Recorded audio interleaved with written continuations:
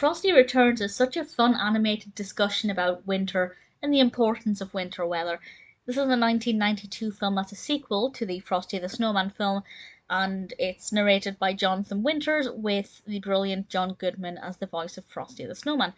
And I think that it's really quite sweet and definitely draws a line between the way adults look at winter and the way children look at winter. School is cancelled for the day because of snow. They're having a snow day, and obviously children absolutely love snow days, but adults hate it.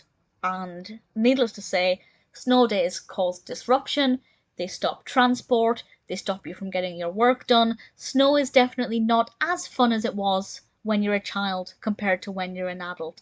I still love snow, but I can completely see the downsides as an adult. And this kind of looks at things the adults do. They're going to extreme lengths and even creating weird inventions to try and get rid of the snow and try and take over from Mother Nature, which is a really interesting concept. I think in reality, nobody really goes to that extent, but we do shovel snow and we do gravel, so we do try and get rid of snow. It's just a little bit more of an exaggeration, but the children are not happy about this, particularly because Frosty has come back to life. They've built the snowman, Frosty is alive again. But if the adults get rid of the snow, what's going to happen to Frosty? Because Frosty needs the snow to survive.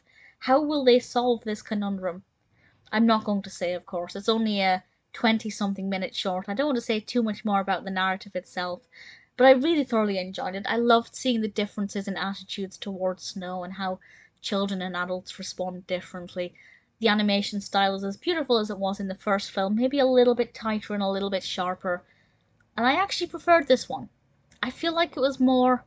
I don't want to say it was more meaningful, because the first one did have meaning, and it was a beautiful story about the power of believing in magic and the power of, Christmas and the new snow. And this one's a bit more moving and a bit more meaningful insofar as it looks at childlike appreciation and allowing us to actually, instead of seeing nature and natural changes in weather as an inconvenience, it should be something that we can actually stand back and appreciate and be thankful for, because it is important and we do need these weather changes. Maybe not to such extremes a lot of the time, but it plays an important role, as this film addresses.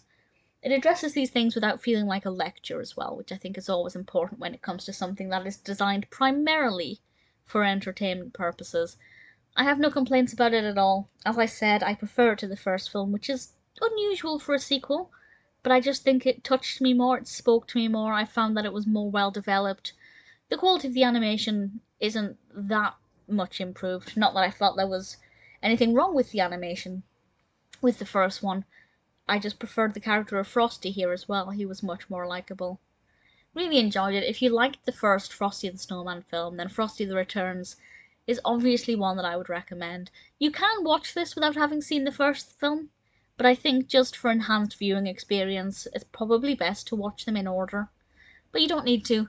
Frosty Returns is one that I might end up watching again. I really thoroughly enjoyed it.